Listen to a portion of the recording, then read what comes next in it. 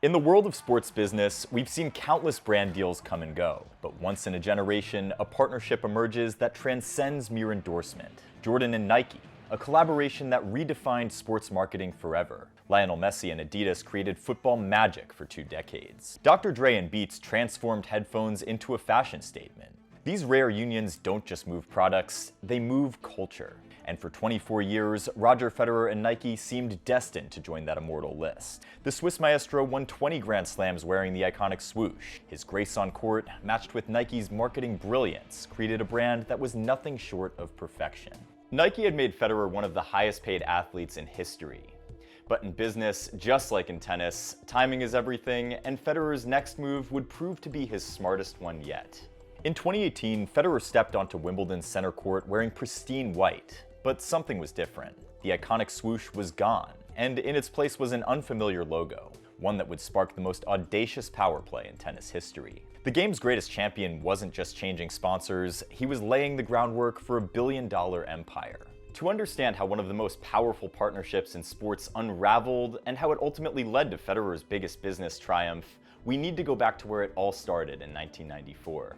Following its explosive growth in the 80s and early 90s, Nike had become one of the biggest sports brands in the world and is looking for new talent to endorse. At just 13 years old, Federer is quite the character. Restless, feisty, and with an attitude.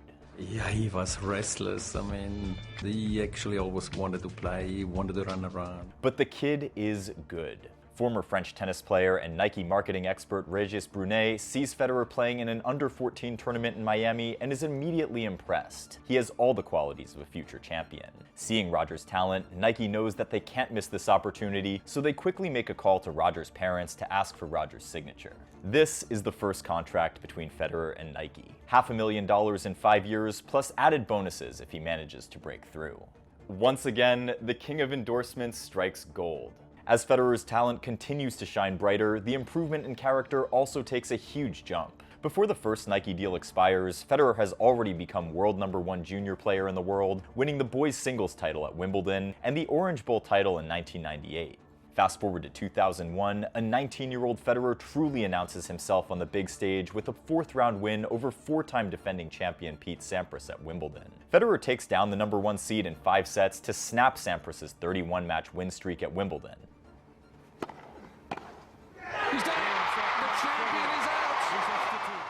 Federer is on his way to the top, and nothing can stop him. The mature investment from Nike is now beginning to pay big dividends. On top of that, Federer is now becoming well known for his fashion and style. In no time, Federer becomes the best player in the world and has a stranglehold on the #1 spot from 2004 to 2008. He accumulates a truckload of major sponsors over the years, but Roger's partnership with Nike is the most valuable. The best player in the world endorsing the biggest sports brand on the planet. It's a match made in heaven, and the flashy campaigns come one after the other. The main inspiration is to give Roger an advantage on the tennis court. It's brand new and it's so well thought through, so I think there's key components that make this shoe the best right now in the business, I think. Federer embodies Nike's ideals: excellence, authenticity, and inspiration. His partnership with Nike sees him break into the world of high-end fashion, and the photo shoots have really just become countless at this point. The contracts keep getting upgraded, and in the last 10 years of the partnership, Federer now makes about $10 million a year. Plus, he also has his unique RF logo, which we'll talk about later. So why then did Federer, at the very tail end of his career, decide to switch sides and ditch Nike for Uniqlo? We're now in 2018, and Federer has just won his 20th Grand Slam at the Australian Open to extend his Grand Slam record. He has done it! He took the scenic route, but he's got there in the end, a winner against Chilich. It's a historical moment on the court. But off the court, his Nike deal is up for renewal. Renewing the contract seems like an easy thing to do, like who wouldn't? Nike's tennis division, Nike Court, has reigned supreme in pro tennis for the last 2 decades. This clip from 2015 shows 4 of the very best tennis players in the world on a superstar roster for the brand. Okay, so Maria, can you be more face to me? Roger, Rafa, Serena, and Sharapova. However, 2 of these players have now experienced career-changing moments, and now the sports company is about to let one of their biggest assets slip away. It seems like the sport is no longer a priority for Nike. We don't know the exact ins and outs of the conversation between Roger and Nike, but it ends with both parties going their separate ways. Why? Nike only spends a fraction of its revenue on athlete sponsorship. Roger was on $10 million a year and was now the oldest #1 player in the world in tennis history. With all of his achievements, Federer had since transcended the sport, and being a living legend, Federer knew that his global image was now far more valuable to sponsors than his talent on the court. He knew he deserved more than Nike was willing to cough up. Federer was in a strong position to renegotiate a deal, but Nike didn't think so. They wanted to keep things as they were, and there was no indication that the contract would include lucrative post-retirement guarantees. This opened the door for the lesser-known Japanese outfit Uniqlo, a brand focused on trendy, affordable, and functional clothing. Before partnering with Uniqlo, Federer's team reached out to Nike with the same terms for Uniqlo, a $300 million contract over a decade with no retirement clauses. This essentially meant that Federer would still get his $30 million a year even after retirement, and effectively, this was 3 times the value of what Nike was already paying. Apart from offering to expand his RF clothing lineup, Nike refused to budge. Choosing Uniqlo was then a no-brainer for Federer and his team, and the company was offering a long-term, high-value contract that was almost unheard of, especially for an athlete who was almost 37 years old. For Nike, it was the end of a 24-year partnership with one of the greatest athletes of all time. Nike's former tennis director Mike Nakajima said that losing Federer was, quote, an atrocity. Nakajima then added that, quote, Roger Federer belonged with Nike for the rest of his career, just like Michael Jordan, like LeBron James, like Tiger Woods. He's right up there with the all-time greatest Nike athletes ever. I'm still disappointed, but it happened. I have to get over it. It wasn't my decision, and I wasn't there for it, end quote. On Nike's part, the decision from their end also seemed logical because its tennis merchandise sales had always paled in comparison to the pricier apparel promoted by other athletes like LeBron and CR7, so they couldn't just do it anymore. Excuse the pun. In contrast, the Japanese outfit Uniqlo was looking to break into the European and North American markets with their clothing lineup. Uniqlo knew the Roger Federer effect better than anyone else. Federer was the definition of excellence, and Uniqlo were confident that they could leverage Federer's image for a long time even after his retirement. But a storm was brewing. But before we talk about that, make sure to subscribe to our weekly newsletter if you haven't already. It's a one-stop shop for news and analysis covering both the ATP and WTA tours, and a lot of the stuff that we don't have time to make videos about here on the channel. I'll leave the link in the description for you down below. Unlike Nike, Uniqlo didn't make tennis shoes, so the deal didn't cover Roger's footwear. Secondly, Nike still owned the rights to the iconic RF logo, which meant that it couldn't be used on any Uniqlo gear. When Federer showed up in his Uniqlo gear for the first time at Wimbledon in 2018, we noticed that he was still rocking his Nike Courtside Vapors. In a post-match press conference, he revealed that he would continue wearing Nike shoes for the foreseeable future because the company showed interest in having a shoe deal with him. Now I will be wearing Nike. They have shown interest to have a shoe deal with me as well, so ties are not broken there, you know. Dealing with the second problem, the RF trademark, which Nike had registered in 2009, Federer hoped that Nike would grant him the right to use his logo. So the RF logo is with Nike at the moment, but it will come to me at some point. I hope rather sooner than later that Nike can be nice and helpful, you know, in the process to bring it over to me. Intellectual property disputes quickly reached center stage for Federer and his former sponsor. According to the trademark law, Federer knew that if he used the mark still registered to Nike, he could risk being accused of trademark infringement. However, if Nike also continued to sell merchandise adorned with the fan-favorite logo without striking a deal with Federer, there would be a risk of infringing the trademarks in Federer's name and signature and being subjected to accusations of misleading the public into believing that there was still a partnership between Nike and Federer. Long story short, both sides needed to come to an amicable conclusion. Fortunately for Federer, his company, Tenro AG, which holds his other trademarks, was able to purchase the RF logo from Nike in early 2020. Federer was quick to inform fans on social media that the RF trademark was back in his possession. On December 8th, 2020, Uniqlo released 8 color combinations for the RF cap, all of which sold out within 10 minutes. With more credibility from strategic partnerships and innovative moves, Uniqlo has experienced unprecedented growth in recent years. Here's what the annual revenues have looked like. Looking at the revenue by region, you would notice that although the Asian markets still contribute a large percentage, there has been an uptrend in revenues from Europe since 2017. Federer never won a Grand Slam with Uniqlo and would eventually retire in 2022 with over $130 million in prize money. Coupled with that $300 million deal with Uniqlo and adding other investments and assets, Federer was already worth $700 million. But something was missing. Remember, we said that unlike Nike, Uniqlo didn't have a head-to-toe apparel deal. Federer actually wore Nike shoes for the time being, but at the same time, he was smart enough to look elsewhere. He set his sights on a much smaller footwear brand with whom he had a personal connection.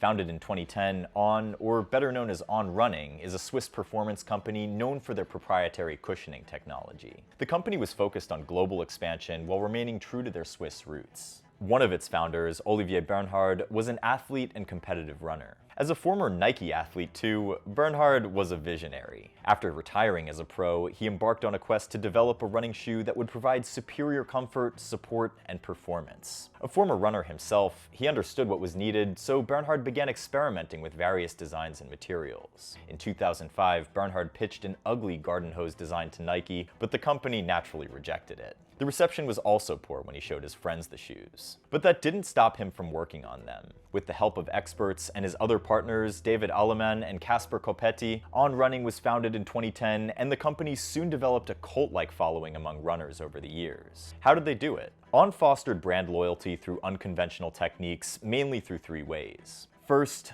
On was able to gain better margins on its shoes because it skipped the middlemen. You see, retailers can get up to 50% of sales, and this reduces the profit margins for the producers. On decided to sell directly to consumers online and through flagship stores. The D2C sales meant that On would have more margins on its shoes compared to Nike and Adidas. Secondly, On Running focused on strong branding. If they were to stand out in a crowded market, they needed to think outside the box. On became selective with their retail presence and only opened stores in premium shopping locations in major cities. Basically, they're all about the high quality for high value markets, and they leverage the positive image of Swiss engineering and put it on their shoes with Swiss flags. By keeping supply relatively low to create scarcity like Rolex does with their watches, On set itself up to become a prestigious brand despite not having the history of any of the other legacy sneakers. The third thing that contributed to On's appeal was its unique cloud tech cushioning technology developed at the Federal Institute of Technology in Zurich. The technology made users feel like they were running on clouds. And to keep consumers coming back, the company even developed a subscription model for its shoes. Being Swiss himself and seeing the success of another Swiss company, Federer was sold on the idea of partnering with On.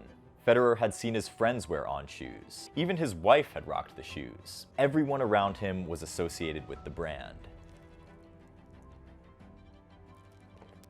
Kind of reminds me of when I first came across SuckerPunch's hydration shooters.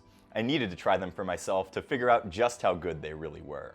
At first I was a bit skeptical. I'd only heard about pickle juice being able to do magical things for your recovery and endurance on court, but over time I realized that the nutritional benefits actually did have a tangible impact of my play on court. And I'm super excited to share this with you. If you use the link in my description, use Courtside-Punch at checkout on the SuckerPunch website to get 25% off your order. Try the shooters and let me know how they're working for you. Federer's flexible deal with Uniqlo meant that he could choose whoever he wanted to for his footwear. After some dinner dates and friendly chats, Federer decided to make the powerful move.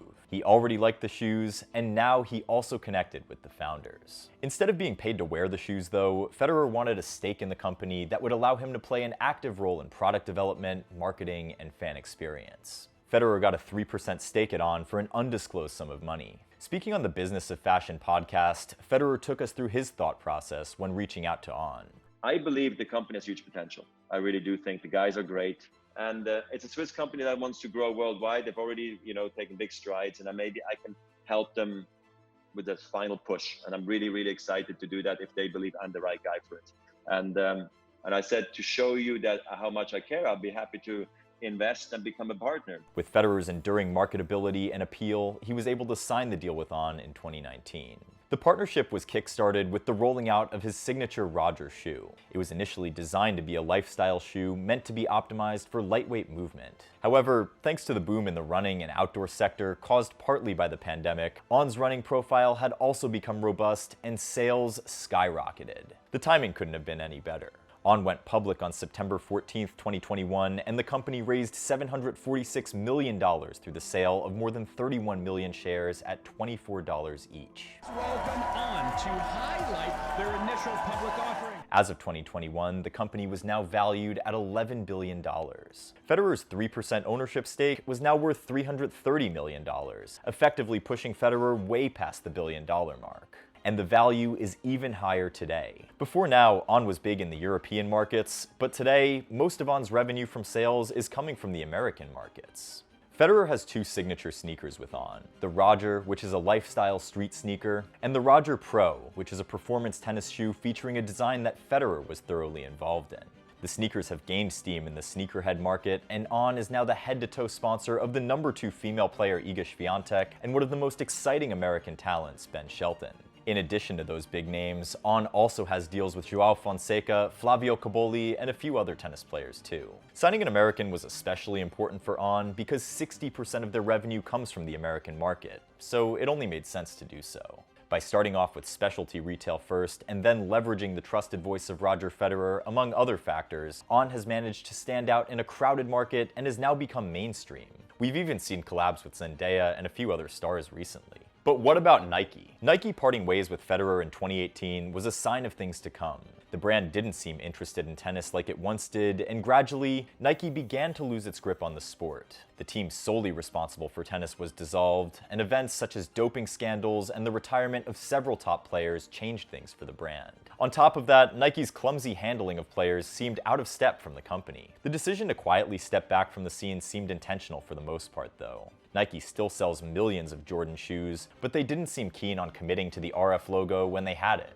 Think of a Nadal Cage, an Agassi AirTech Challenge 2, or a Nike Courts Serena Flare. None of them are exactly stamped into Nike's history books. Nike has a history of not working with a number of players once they're past their prime, and their decision to part ways with the 36-year-old Federer is a case in point. Although Nike still sponsors the highest number of top players on both tours, the brand isn't the dominant force it was between 2005 and 2015, when most of the top players were signed on. And although they still sponsor Alcaraz, it's hard to say if there will be any shoe line dedicated to the future GOAT.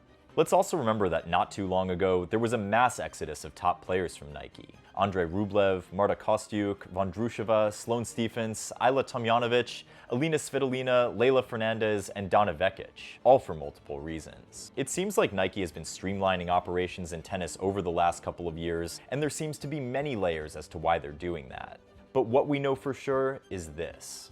Federer's financial success off the court shows just how an athlete's marketing appeal and potential can exceed talent alone. Federer was tennis. On top of being the best player in the world, he was stylish, well-spoken, elegant, and a family man too. Federer's international appeal and overwhelming superstardom saw him transcend the sport. Everyone wanted to be like him, act like him, the whole 9 yards. The first step was usually to dress like him. This was the Roger Federer effect. So powerful was his legacy and brand that it made him more money than he could have ever made from playing tennis alone. Federer sported Nike's iconic swoosh in all 20 Grand Slams, and although he never won a Grand Slam with Uniqlo and On, he did something bigger and arguably better. He joined the exclusive club of billionaire athletes and became a stakeholder at one of the fastest growing shoe brands on the planet. Roger's transition from an active player to an entrepreneur, brand ambassador, and successful businessman teaches you the importance of knowing your worth. Never settle for less, regardless of the situation. Even when Roger didn't play a single ATP Tour event, he was estimated by Forbes to have made pre-tax gross earnings of $90.7 million, and he was still the highest paid player in the world. The recovery of the RF trademark also teaches athletes the importance of protecting your personal brand. Though generous contracts and high-profile partnerships are appealing to young athletes looking to break through, they must be aware of the implications of contracting over the major parts of their personal identities. Federer might have retired now a long time ago, but his ambitious business decisions will remain a lesson for the ages.